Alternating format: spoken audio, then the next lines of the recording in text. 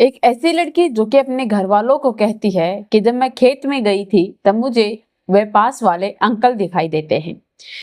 घर वाले यह सुनकर चौंक जाते हैं क्योंकि उस अंकल को तो मरे हुए 10 से 11 साल हो चुके थे। आखिरकार उस लड़की को कैसे दिखाई दिया?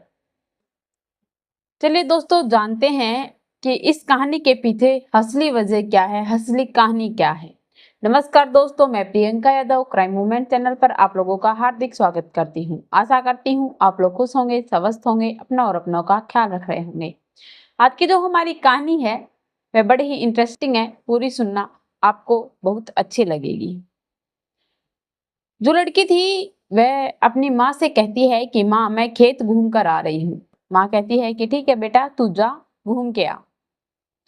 घर के अंदर वह दो बहन भाई थे, उसके माता पिता थे।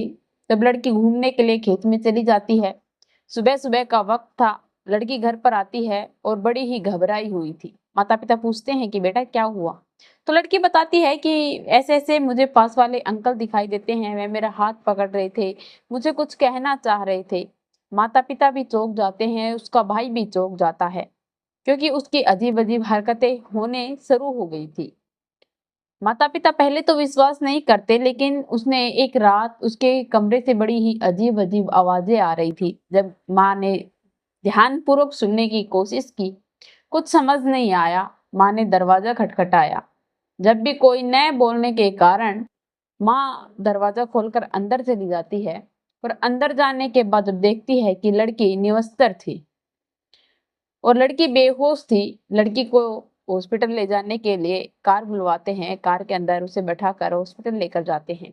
जब आधे रास्ते के अंदर पहुंच जाते हैं तो लड़की को होश आ जाता है। वह लड़की को लेकर घर पर वापिस आ जाते हैं और लड़की को घर पर वापस लेके आने के बाद वह उससे पूछताछ करते हैं तो वह अपने ही उस पास वाले अंकल के बारे में फिर से जिक्र करती है।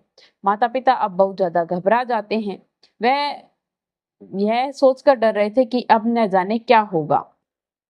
पास में ही एक औरत रहती थी, सुमन, जिसने यह बताया कि मैं एक तांत्रिक को जानती हूँ जिसका नाम अभिनेत्री तांत्रिक है। अभिनेत्री जिसका नाम था, वह उसके बारे में बताती है, बड़े ही जाने माने तांत्रिक हैं, बहुत से इलाज कर चुके हैं, मैंने खुद अपने आंखों से देखा है, झूठ नहीं बोल रही हूँ। ये सब कुछ कहकर वह उन्हें उसका सजेशन देती है और वह लोग भी मान जाते हैं और उसे लड़की को लेकर उस तांत्रिक के पास जाते हैं। झाड़े फूक जो भी कुछ इलाज था वो करने के बाद लड़की को भी राहत महसूस होती है। कुछ दिन के बाद एक जो उसकी पूजा थी जो हुई नहीं थी, वह अभिनेत्री तांत्रिक ने कहा कि एक दिन आप फिर से आना। माँ को बहुत जरूरी काम हो जाता है जिसके कारण वह जा नहीं पाती। वह अपनी बेटी के साथ स्वीटी नाम की जो एक लड़की थी, पास के ही घर में रहती थी और उसकी बेटी की बहुत खास मित्र थी। स्वीटी को उसके साथ जाने के लिए कहती हैं कि बेटा आप इसके झाड़ फूक जो भी हमारे अभिनेत्री करवाते हैं, जो तांत्रिक बाबा करवाते हैं, वह करवाने के बाद तुम इसे घर ले आना। मेरे पास इतना टाइम नहीं है कि मैं इसे ले जाकर वहां पर इसका इलाज करवा सकूं। कुछ लोग आने वाले हैं जिसके कारण मैं आज व्यस्त हूँ, आप दोनों चली जाओ और फिर आ जाना। यह कहने के बाद वह अपनी दोस्त को लेकर वहां चली जाती है, लेकिन वहां जाने के बाद वह तांत्रिक के अपने मन ही मन कह रहा था, तुम आई यह ठीक है, लेकिन जो स्वीटी को वह देखता है, उस तांत्रिक की उम्र 50 साल थी। वह उस लड़के को देखने के बाद कहता है कि यह आई वह तो ठीक है, लेकिन तुम आई यह बहुत गलत कर दिया। उसका मन फिर गया था, वह उस लड़की के साथ गलत काम कर लेता है, एक बार उस लड़की के साथ, एक बार उस लड़की के साथ। दोनों बेहोशी में थी। वह लड़की तैयार नहीं होती, लेकिन उसने कुछ ऐसा उन लोगों के साथ कृत्य किया, बातचीत की, जिससे वह लड़की डर जाती है और यह सब कुछ करने पर मजबूर हो जाती है। उसने कहा कि तुम अपने साथ जिस इस लड़की को लेकर आई हो, इस पर भी अब उस इंसान ने कब्जा कर लिया है। अब जो तुम्हारे साथ हो रहा था वह इसके साथ भी होगा।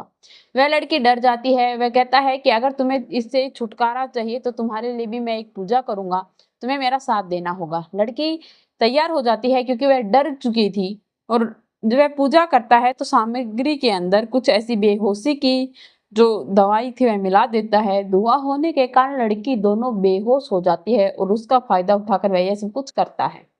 जब दोनों लड़कियों को होश आता है तो पहले जो लड़की बीमार थी, जो उसके पास से पहले से ही झाड़ा फूंक करवा रही थी, उसे तो कुछ मालूम नहीं होता, लेकिन स्वीटी जो कि बड़ी ही होशियार थी, वह समझ जाती है कि उसके साथ कुछ तो गलत हुआ है, क्योंकि उसकी देही, जो कि उसका तन था, बदन था, वह सब कुछ दुख रहा था, शरीर सारा दर्द कर रहा था, कपड़े इधर से उधर हो रहे थे।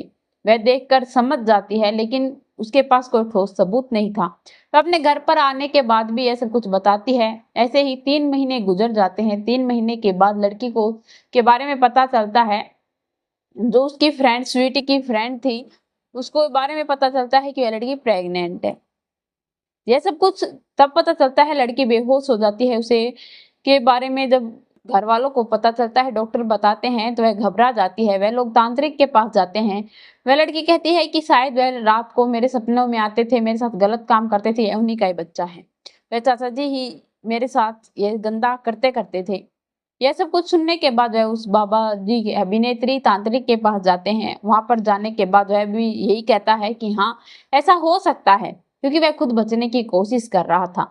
वह उसे कहता है कि ठीक है, ये लो बच्चा गिरने की दवाई, जो मैं बबूत आपको मना कर दे रहा हूँ, इससे आपका जो गर्भपात है वह गिर जाएगा, आप अपनी बेटी को दे देना। वह गोली देते हैं, जो दवाई जो बाबा जी ने दी थी, वह दवा वह उन लोग को देते हैं। उनका भी गर्भपात हो जाता है। वह खुशी खुशी फिर से अपनी जिंदगी गुजारने लगते हैं। किसी ने यह पता करने की कोशिश नहीं की कि यह सब कुछ हुआ क्या है। उसके बाद थोड़े दिन के बाद दूसरी जो स्वीटी नाम की लड़की थी, वह भी प्रेग्नेंट हो जाती है। वह बेहोश थी। उसके घर वाले तुरंत उसे अस्पताल लेकर जाते हैं। अस्पताल ले जाने के बाद देखते हैं कि लड़की की कंडीशन बहुत ज्यादा खराब हो चुकी है। जब डॉक्टर चेकअप करते हैं तो उसे भी प्रेग्नेंट बता देते हैं। उसके घर वाले उससे पूछताछ करते हैं कि तुमने कहाँ मुंह काला किया है।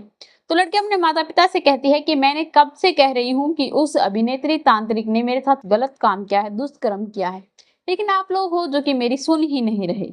ये सब कुछ कहने के बाद वह उसके माता पिता उस तांत्रिक के पास जाने से पहले पुलिस स्टेशन जाते हैं, अपनी बेटी के लिए कंप्लेंट दर्ज करवाने के लिए। वह अपनी बेटी को तो डॉक्टर के पास से दवाई दिलवा देते हैं, जिससे बच्चा जो गर्भ में था वह गर्भपात हो जाए। और अपनी बेटी को सुरक्षित रखने के लिए, ताकि वह और बेटियों को के साथ ऐसा न करे, इसलिए उस अभिनेत्री तांत्रिक को पकड़ने की अनुमति दे देते हैं। जो पुलिस थी उनके पास एफआईआर दर्ज करवा देते हैं, उनके खिलाफ से अरेस्ट वारंट भी निकलवा लेते हैं। उनके जो अड्डा था उन पर पहुंचने के बाद पता चलता है कि वह बाबा तो फरार हो चुके हैं, वह तांत्रिक तो फरार था। इसीलिए उसके घर वाले उसे ढूंढने के लिए पुलिस पर फोर्स बनाने लगे। पुलिस भी अपना काम बड़े ही अच्छी ईमानदारी से कर रही थी, जिसके कारण उन दोनों को पकड़ लिया गया, उसके चेले और उस तांत्रिक को। और उसके कई चेले थे जिनको वह नहीं जानते थे, जिनका कोई ज्यादा महत्व नहीं था इस कहानी के अंदर।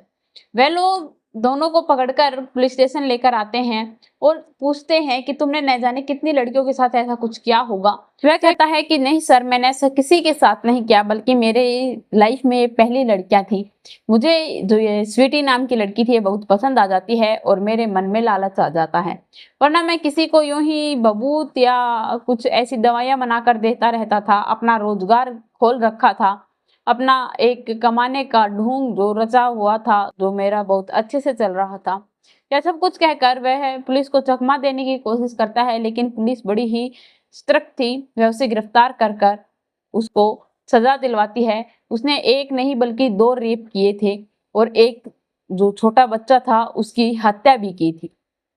लेकिन खुलासा तो तब होता है जब उस लड़की के बारे में पता चलता है, जो कि तांत्रिक का नाम लेकर किसी और का बच्चा किसी और को बता रही थी।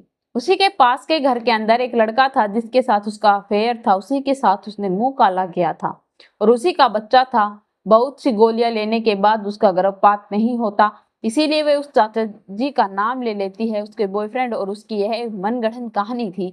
और इन सभी के बीच में फंस जाती है बेचारी स्वीटी, जिसको न जाने कितनी परेशानी दिक्कतों का सामना करना पड़ा। और सबसे बड़ी तो गलती उनसे माँ बाप की है, जिन्होंने बिना कुछ पूछताछ के, बिना किसी वजह के अपनी बेटी को तांत्रिक के पास दिखाने की गुजारिश स्वीकार कर ली। पास वाली आंटी ने बताया और वह इस अंधविश्वास के अंदर फंस जाती है। गलती उनकी भी थी क्योंकि उन्हीं ने ही उस अंकल को मारा था, उसके माता पिता ने, जिसके कारण वह डर जाते हैं और उसके जो बच्ची थी वह इसका फायदा उठा लेती है। अपने बच्चों पर ध्यान रखिए, सतर्क रहिए और ऐसा जुर्म करने से पहले एक बार नहीं बल्कि 100 बार सोच लीजिए। आपके बच्चों की जिंदगी का सवाल है। आप लोगों को यह कहानी कैसी लगी कमेंट में लिखकर जरूर बताना। मेरे चैनल को सब्सक्राइब करना, बेल नोटिफिकेशन को ऑन करना ताकि ऐसी हर वीडियो जल्द से जल्द आप लोगों तक पहुंच पाए।